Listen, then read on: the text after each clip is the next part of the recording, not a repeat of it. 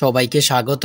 গ্রামীণ ব্যাংক পরীক্ষার প্রশ্ন প্যাটার্ন নিয়ে হাজির হয়েছি। এই প্রশ্ন প্যাটার্ন থেকে 20 থেকে 25 নাম্বার অনায়াসে কমন পাবেন। ধৈর্য সহকারে সম্পূর্ণ ভিডিওটা দেখেন। আপনারা ইতিমধ্যে জেনে গেছেন আপনাদের পরীক্ষা ফেব্রুয়ারি মাসে অনুষ্ঠিত হয়ে যাবে।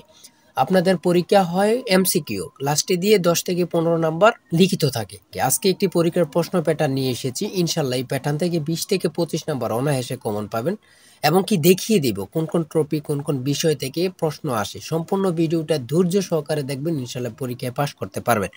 আমি মূল কথা যাওয়ার আগে ছোট্ট একটি কথা বলে রাখি, আপনারা যারা গ্রামীণ ব্যাংকে পরীক্ষা দিবেন আপনাদের জন্য একটি স্পেশাল অনেক যাচাই বাছাই করে শর্ট চূড়ান্ত সাজেশন তৈরি করা হয়েছে। সাজেশনটি নিতে স্ক্রিনে দেওয়া হোয়াটসঅ্যাপ নাম্বার রয়েছে, ইমো নাম্বার রয়েছে, দুটোর মধ্যে যে কোনো একটি মেসেজ করে সাজেশনটি সংগ্রহ করুন। সাজেশনের মূল্য 100 টাকা।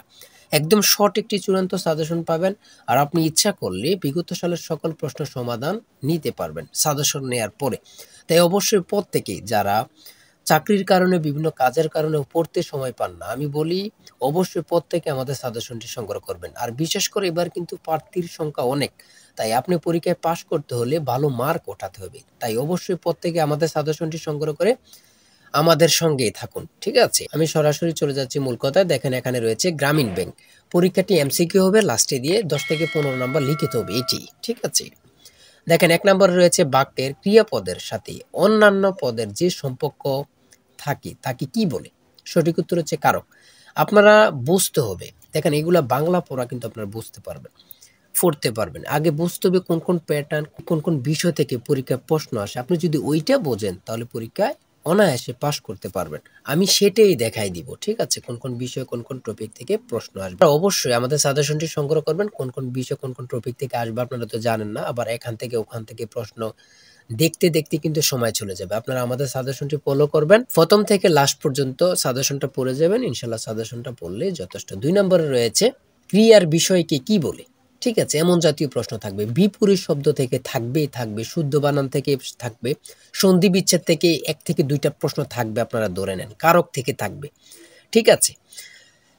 তারপরে বাক্য সংকোচন থেকে থাকবে, শুদ্ধ বানান থেকে কিন্তু 2 থেকে 3টা প্রশ্ন থাকবে, এটা বিশেষ করে আমি বলে যাচ্ছি, ঠিক আছে? শুদ্ধ বানান থেকে, হ্যাঁ। উপসর্গ থেকে থাকবে, তৎসম থেকে থাকবে, কপালের প্রতিশব্দ কি থাকবে, এক কথায় প্রকাশ থাকবে, ঠিক আছে। যেমন এখানে দিয়েছে দম্পতি কোন সমাজ, ঠিক আছে। এখানে বাগধারা থেকে দিয়েছে জাকের কই, বাগধারাটির অর্থ কি? খুব গুরুত্বপূর্ণ, হ্যাঁ। এখানে দিয়েছে কৃতদাসের হাসি উপন্যাসের লেখক কি? সঠিক উত্তর শওকত ওসমান, ঠিক আছে। আপনারা বুঝতে হবে, তারপরে শব্দটির অর্থ কি? যেমন বামেতর শব্দটির অর্থ কি? এমন জাতীয় একটা প্রশ্ন থাকবে। ইংলিশ থেকে আপনার প্রিপোজিশন থাকবে, আর্টিকেল থাকবে, সিনোনিম অ্যান্টোনিম থেকে অবশ্যই থাকবে, ঠিক আছে। আর নাউন থেকে থাকবে, এগুলো আপনারা বুঝতে হবে, ঠিক আছে। প্লুরাল সিঙ্গুলার থেকে থাকবেই।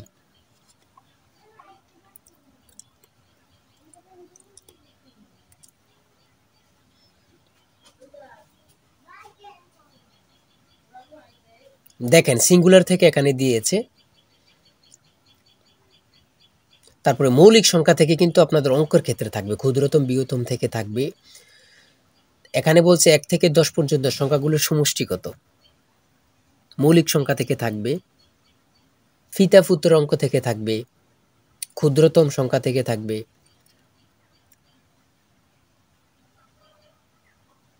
তারপর লসাগু থেকে থাকবে, ত্রিভুজ থেকে তো অবশ্যই থাকবে। এশিয়ার ক্ষুদ্রতম দেশ কোনটি? সঠিক উত্তর মালদ্বীপ, ঠিক আছে। বুঝে বুঝে পড়তে হবে, ঠিক আছে। বুঝে বুঝে না পড়লে আপনারা পরীক্ষা উত্তীর্ণ হতে পারবেন না, বুঝতে হবে, ঠিক আছে। এতটুকুই, ঠিক আছে, এতটুকুই। তাই অবশ্যই যারা আমাদের সাজেশনটি